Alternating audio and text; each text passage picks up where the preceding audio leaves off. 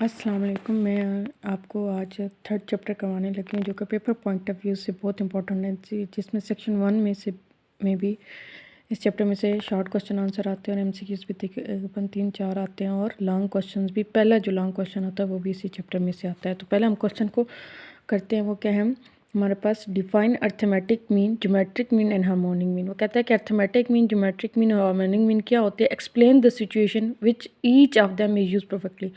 और उन सिचुएशंस की भी बात करें जिनके बारे जिसमें ये यूज़ किए जाते हैं। तो सबसे पहले हम अर्थमेटिक मीन को अगर हम डिफ़ाइन करने जाएं तो क्या कहते हैं, अर्थमेटिक मीन और simple mean is defined as the sum of all the values in a data. ठीक है ना। क्या कहते हैं कि जितनी भी वैल्यूज़ डेटा में गिवन होंगी, फॉर एग्जांपल डेटा है एक, आपके पास 2 है, 4 है, 6 है, 8 है, इन तमाम को आप क्या करेंगे, प्लस करेंगे। ठीक है। सबसे पहले क्या कहते हैं कि is simply mean is defined as the sum of all the values, यानी कि जितनी भी वैल्यूज़ हैं उनका आपने उनका क्या करना है, सबसे पहले सम लेना है। यानी कि अब आप इनको अगर करें तो ये आपके पास कितनी बन जाती हैं, 18 वैल्यूज़ बन जाती हैं। ठीक है ना। फिर वो क्या कहते हैं, जब हम इसको प्लस कर लेते हैं फिर divided by the number of values, फिर उनको क्या किया जाता है कि जितने भी नंबर ऑफ़ वैल्यूज़ हैं, यानी कि 1 2 3 4, यानी कि 4 हैं, 4, तो फिर इसे क्या कर देंगे, इसको 4 से डिवाइड कर देते होते हैं। तो आपके पास ये इसका आंसर आ जाता है।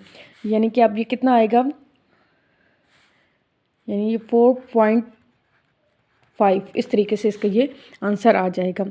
तो ये क्या है, हमारे पास सम होता है, यानी कि जितनी भी वैल्यूज़ होती हैं उनको ऐड किया जाता है और फिर उसको जितने भी नंबर्स होते हैं, यानी 5 हैं, 7 हैं, 8 हैं, 9 हैं, उन सबको उसके साथ डिवाइड किया जाता है। ठीक है।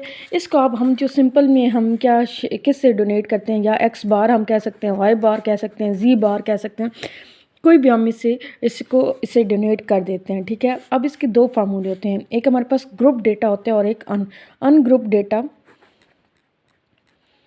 और ग्रुप डेटा। अब सबसे पहले अर्थमेटिक मीन के लिए आपको ये पता होना चाहिए कि आपके पास ग्रुप डेटा कौन सा होता है और अनग्रुप डेटा कौन सा होता है। जो ग्रुप डेटा होता है वो उसमें आपके पास फ्रीक्वेंसी गिवन होती है। ठीक है। यानी एफ़ जो जिस आप देखते हैं वो आपके पास गिवन होती है। जो अनग्रुप डेटा होता है उसमें फ्रीक्वेंसी गिवन नहीं होती। ठीक है। तो वो फिर आपके पास अनग्रुप डेटा होता है। तो अर्थमेटिक मीन का अनग्रुप डेटा का जो फार्मूला है, यानी कि हम एक्स बार से इसको डिनोट करेंगे sigma x divide by n, ये उसका किसका फार्मूला है, अनग्रुप डेटा के लिए। और ग्रुप डेटा के लिए उसके लिए क्या फार्मूला होगा, एक्स बार सिग्मा एफ एक्स, यानी फ्रिक्वेंसी है तो उसमें एफ ऐड हो जाएगा, फार्मूला वही है, एक्स है तो एफ ऐड हो जाएगा और नीचे क्या आ जाएगा, एन की जगह एफ आ जाएगा, सिग्मा एफ आ जाएगा। ठीक है। ये होता है अर्थमेटिक मीन। ठीक है। अब नेक्स्ट आपके पास क्या है, ज्योमेट्रिक मीन। तो ज्योमेट्रिक मीन के बारे में वो क्या कहता है, the geometric mean is defined as the nth root of the product, यानी रूट ऑफ द प्रोडक्ट कितने, ये जितने भी नंबर हैं उन सब की आपने स्क्वायर रूट लेना, उसका आपने स्क्वायर रूट लेना होता है एंड पॉजिटिव वैल्यू। ठीक है ना। Useful mayor of general tendency for, ये क्या कि ज्योमेट्रिक मीन किसके लिए यूज़ किया जाता है, सिर्फ पॉजिटिव वैल्यूज़ के लिए। कभी भी अगर ज्योमेट्रिक मीन के अंदर जो फाइंड करें उन वैल्यूज़ के अंदर अगर ज़ीरो होगा या माइनस में वैल्यूज़ होंगी 1 -2, तो आप ज्योमेट्रिक मीन डिफाइन नहीं कर सकते या उसको कैलकुलेट नहीं कर सकते। और इसको सबसे ज़्यादा क्या जो होता है, इसको रेशियोज़ जब एवरेजेस कैलकुलेट करनी होती हैं, ठीक है ना, एवरेज रेट्स एंड रेशियोज़, तो तब हम क्या करते हैं, इसको यूज़ करते हैं ज्योमेट्रिक मीन को। अब इसका भी वही दो तरीके से फार्मूला होगा, अनग्रुप्ड और ग्रुप्ड। अनग्रुप्ड में क्या होगा, यानी GM, यानी इसको इसी से डोनेट करेंगे, GM से ज्योमेट्रिक मीन। ठीक है। तो अब इसके लिए क्या फार्मूला होगा हमारे पास, anti log sigma log x divided by n. और ग्रुप डेटा के लिए क्या फार्मूला होगा, GM एंटी लॉग उसी तरीके से, और सिग्मा एफ आ जाएगा पहले लॉग एक्स की जगह, लॉग एक्स से पहले लॉग एक्स लेंगे और नीचे क्या ले जाएंगे हम, सिग्मा एफ लेंगे। ठीक है। तो ये आपके पास फार्मूला हो जाएगा ये अनग्रुप डेटा का। अब इसको फाइंड कैसे करेंगे? सबसे पहले हम क्या करते हैं, अनग्रुप डेटा की बात कर लेते हैं। सबसे पहले हमारे पास जो एक्स वैल्यू होगी, यानी कि 1 2 3 4 कोई भी वैल्यूज़ हो सकती हैं। इन वैल्यूज़ का हमें सबसे पहले क्या करना होता है, लॉग लेना होता है। फिर लॉग लेके फिर जो हमारे पास लॉग आया होता है उस सबका टोटल करना होता है। जब हम उसका टोटल कर लेते हैं उससे हम क्या करते हैं, यानी 1 2 3 4 से डिवाइड करेंगे। करने के बाद हम फिर क्या कर लेते हैं, एंटी लॉग ले लेते हैं। एंटी लॉग आप कैसे लेते हैं, यानी कि शिफ्ट प्रेस करके लॉग को प्रेस करेंगे तो आपके पास एंटी लॉग आ जाएगा। इस हम क्या करते हैं, सबसे पहले ग्रुप डेटा में हम क्या करते हैं, पहले सबसे पहले लॉग लेते हैं। एक्स जितनी भी वैल्यूज़ होती है, एक्स मिड वैल्यूज़ के भी कहा जाता है। इसमें अब हम ग्रुप डेटा में सबसे पहले क्या करनी होती है, मिड वैल्यू निकालनी होती है, क्योंकि इसमें हमारे पास यूँ वैल्यू दी होंगी 5 से 10, 10 से 15, 15 से 20 और 20 से 25, इस तरीके से वैल्यू दी होंगी। और इधर दिया हुआ होगा 2 टाइम, 5 टाइम, 7 टाइम, 3 टाइम, इस तरीके से।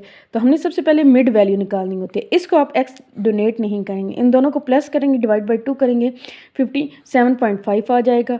इसमें आपके पास आ जाएगा 12.5, इसमें आपके पास 17.5 और इसके पास 22.5। ये इन सब का आपने क्या लेना है, लॉग लेना है।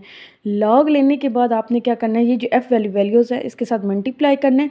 मल्टीप्लाई करने के बाद आप इसे क्या करेंगे, यानी कि इस एफ़ का टोटल करेंगे तो उससे क्या करेंगे, आप डिवाइड कर लेंगे और फिर आखिर पे आपने क्या करने लेना होता है, एंटी लॉग ले लेना होता है। नेक्स्ट है आपके पास हार्मोनिक मीन।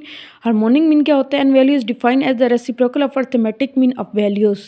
यानी कि क्या है, अर्थमेटिक मीन होता है, यानी ये रेसिप्रोकल है, ठीक है ना, यानी उसका उलट है, ठीक है ना, इज डिफाइंड, यानी अर्थमेटिक का रेसिप्रोकल है। जो ए एम आप क्या करते थे, ए एम आपने क्या करते थे, sigma x divided by n कर देते थे।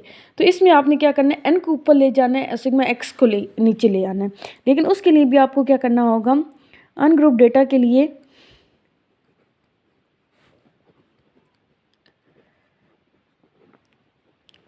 अनग्रुप डेटा में आप क्या करेंगे कि आपके पास एन ऊपर आ गया, ठीक है, एच एम से इसे डोनेट करेंगे, एन ऊपर आ जाएगा, सिग्मा 1 डिवाइडेड बाई एक्स, ठीक है। जब आप उसको नीचे ले आएंगे तो वो 1 डिवाइड बाई एक्स हो जाएगा।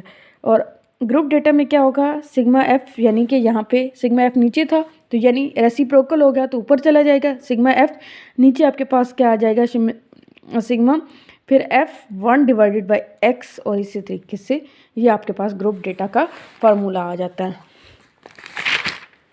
वो कहते हैं explain the situations which each of them is use perfectly, कि ऐसी कौन सी सिचुएशन है जिनमें ये परफेक्टली यूज़ की जाती है। Arithmetic is appropriate when all the value in data have the same unit. जब सेम यूनिट होता है, सबका एक यूनिट, यानी केजी में जब आप मेजर कर रहे हैं या मीटर में मेजर कर रहे होते हैं, तो जब एक यूनिट होगा तो तब आप अर्थमेटिक मीन कैलकुलेट कर सकते हैं, ठीक है ना। ये सिर्फ क्वांटिटेटिव, जैसे किसी क्रिकेट मैच के स्कोर वगैरह हैं या कि तो हम अर्थमेटिक मीन कैलकुलेट करेंगे। फिर एवरेज रेट हमने पहले ही बात कर ली कि जब हमें परसेंटेज निकालनी होगी, इंक्रीज या डिक्रीज़ हो रही होती है, तो या फिर हमने जब कोई रेशियोज़ निकालनी होती है, रेट्स निकालने होते हैं, तो हम ज्योमेट्रिक मीन यूज़ करते हैं, और ये सिर्फ पॉजिटिव वैल्यू के लिए यूज़ होता है। हार्मोनिक मीन का भी ये इशू है कि ये भी क्या करता है, सिर्फ पॉजिटिव वैल्यू के लिए यूज़ होता है, और ये भी एवरेजेस प्राइस के लिए या एवरेज स्पीड के लिए, एवरेज प्राइस के लिए ये कैलकुलेट किया जाता है। और इसमें भी आप नेगेटिव वैल्यू अगर कोई होगी, यानी माइनस में कोई वैल्यू होगी या ज़ीरो में कोई वैल्यू होगी, तो इसको आप कैलकुलेट नहीं कर सकते, ठीक है। ये अब आपके पास क्वेश्चन 1 का पार्ट 1 हो गया।